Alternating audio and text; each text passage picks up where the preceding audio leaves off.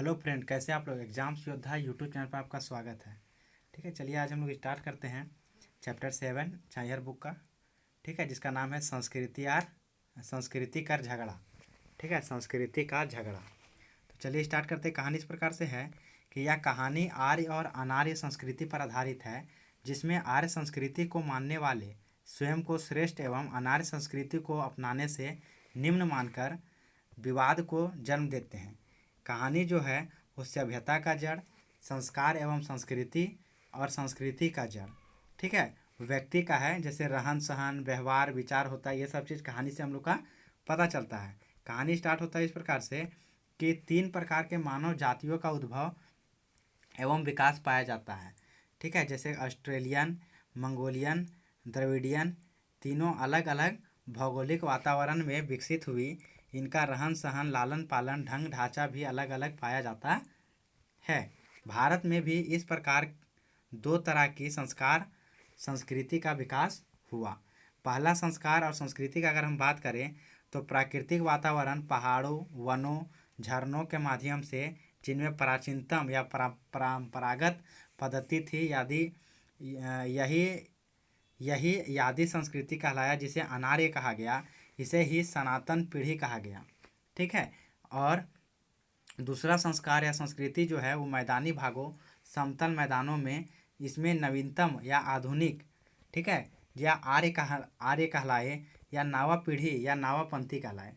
तो ये तो जो है वो क्या है कि भारत में इस तरह 2 तरह के संस्कार और संस्कृति का विकास हुआ। एक क्या हुआ कि नावा पीढ़ी, और एक मतलब आर्य और अनार्य कहे, या सनातन और नावापंथी, इस तरह से। यही अनार्य और आर्य संस्कृति को मानने वाले अपनी अपनी संस्कृति को बेहतर बताने, बेहतर दिखाने और दूसरों को छोटा दिखाने में उलझ पड़ते हैं, और संस्कृति का झगड़ा यही कारण बन जाता है। ठीक है, मतलब संस्कृति का झगड़ा हो जाता है किसके साथ, मतलब कह सकते हैं आर्य और अनार्य के बीच में झगड़ा हुआ। इस तरह समझ सकते हैं कि सनातन पंथी या सनातन पक्ष, जिसको हम लोग अनार्य संस्कृति का कह रहे हैं, वो क्या करते हैं, उधर से बोला जाता है कि तुम कल जन्म लिए हो, और मुझे, सनातन वाला बोल रहा है किसको, नया पंथी को, मतलब कि आर्य लोग को।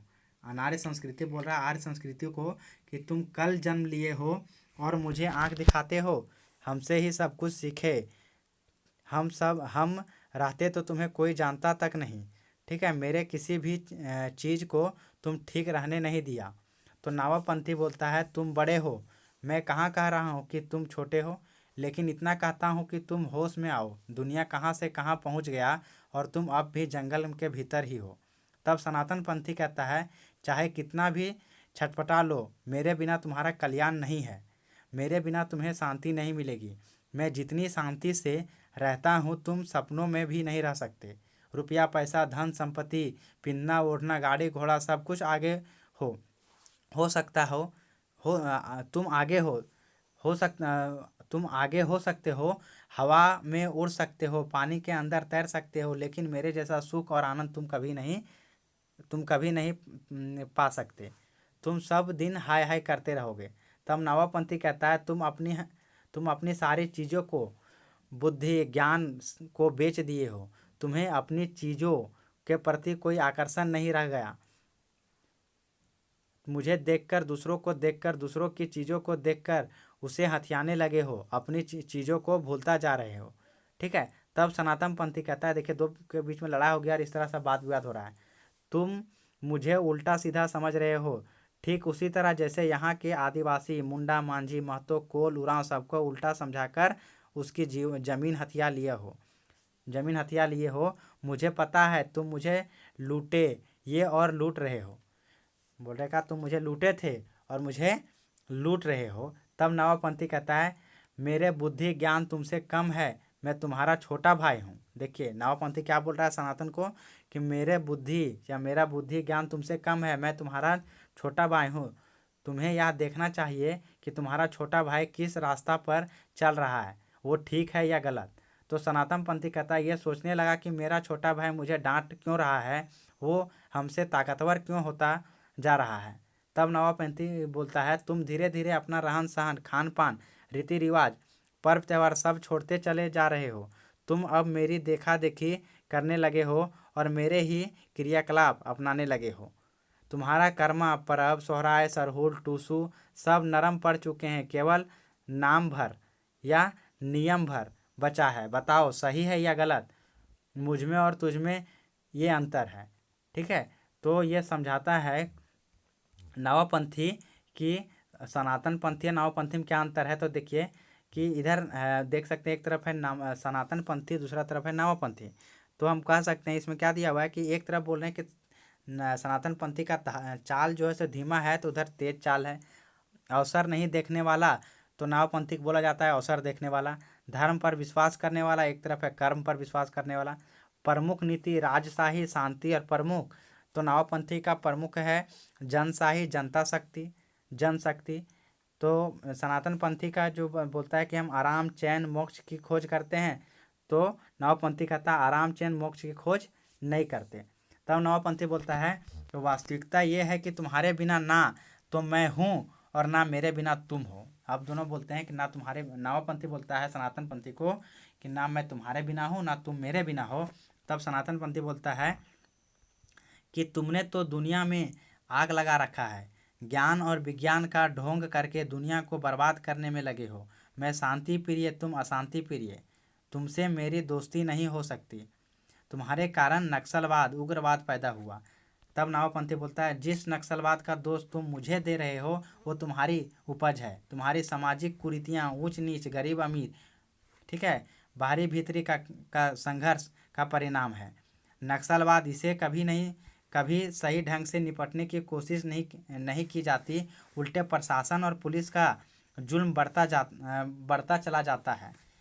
इसमें सामाजिक पहलू छुपा है, राजनीतिक नहीं, लेकिन इसे राजनीतिक समस्या मानकर गंभीर बनाया जाता है।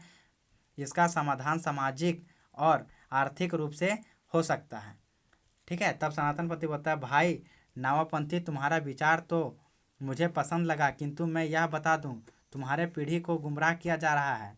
नक्सलवादियों को बुद्धि, ज्ञान, सम्मान सब तुम्हारी पीढ़ी से मिलता है, क्योंकि ऐसा बुद्धि ज्ञान हमारे संस्कार में नहीं है। इसलिए मैं कहता हूँ भाई कि इतिहास में अपना नाम मजाक के तौर पर मत लिखवाओ, समझदारी के से काम लो। ना तुम बड़ा हो ना मैं छोटा हूँ, ये मान लो। ठीक है, तब नवा पीढ़ी बोलता है तो ठीक कहे हैं दादा, तो ठीक कहें दादा, एक एक बाटे जमीन चांद और मंगल गढ़े घर बनवे लागल ही।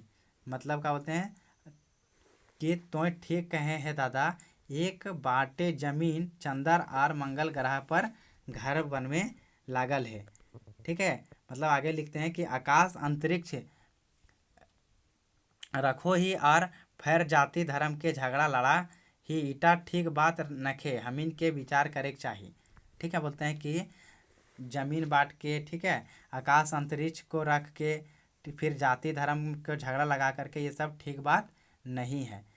ठीक है, इस पर हम लोग को विचार करना चाहिए। कौन बोलता है? नवापंथी और ये सनातन पंथी। ठीक है, दोनों आपस में ये बात बोलते हैं कि इस तरह पर हम लोग को विचार करना चाहिए। ठीक है, तो आगे फिर लिखते हैं कि नौतुन, मतलब नावा पीढ़ी बोलते बोलते सोचे लागल। मतलब इतना बोला और जो नावा पीढ़ी था, ठीक है, वो इतना बोलते बोलते सोचने लगा। ठीक है, तो इसमें एक एक्चुअली ये जो था, ये कुछ कहानी तो है नहीं जो ज़्यादा समझ में आएगा, लेकिन ये बस दिखाया गया है कि संस्कृति का झगड़ा जो चैप्टर है, इसमें संस्कृति में भारत का जो संस्कृति है, सनातन धर्म और नया पीढ़ी, मतलब अनार्य और आर्य के बीच में बात होता है, बात विवाद होता है और बताया जाता है कि तुम श्रेष्ठ हो मैं श्रेष्ठ हूँ, और फिर अंततः पता चलता है कि नहीं, दोनों जो हैं से एक दूसरे पर डिपेंडेंट है, एक दूसरे के बिना कुछ नहीं है, और दोनों खुद आपस में परेशान है कि नहीं, हम लोग को किसी तरह करके वाद विवाद झगड़ा जो भी है उसको निपटारा करना चाहिए। ठीक है, और इतना बोलते ही चैप्टर जो है सो इस तरह से समाप्त होता है। इसको 2-3 बार पढ़ना पड़ेगा तभी इसका क्वेश्चन बनेगा। ठीक है, तो चलिए आज हम लोग जो चैप्टर 7 देख रहे थे वो कंप्लीट हुआ। तो आई होप आप लोग को समझ में आया होगा। अगर समझ में आ गया है तो प्लीज़ इसको लाइक कर दीजिए और ज़्यादा से ज़्यादा शेयर करें। ठीक है, और हम लोग अब कोशिश करेंगे, हो सकता है कि लॉकडाउन के बाद तुरंत कुछ निर्णय ना आ जाए, कहीं से कुछ सोर्स से पता भी चल रहा है, तो क्या करेंगे हम लोग कि अब मैं कोशिश करूँगा कि 2-2 वीडियो करके मैं अपलोड कर दूँ। ठीक है, मैं कोशिश करूँगा, ये नहीं कह रहा कि मैं कर ही दूँगा, बट मैं आई विल ट्राई कि जल्द से जल्द मैं आप लोग का कोर्स कंप्लीट कर दूं। ठीक है, तो अगर वीडियो अच्छा लग रहा हो तो प्लीज़ इसको लाइक कर दीजिए और इसको ज़्यादा से ज़्यादा शेयर करें। तो 2 वीडियो मैं अपलोड करने का कोशिश करूँगा। ठीक है, जिसमें एक मैं सुबह में 9 बजे के आसपास और जो एक शाम में चलता है 7 बजे के आसपास, तभी अपलोड होगा। ठीक है, तो once again thanks for watching this video and bye bye all.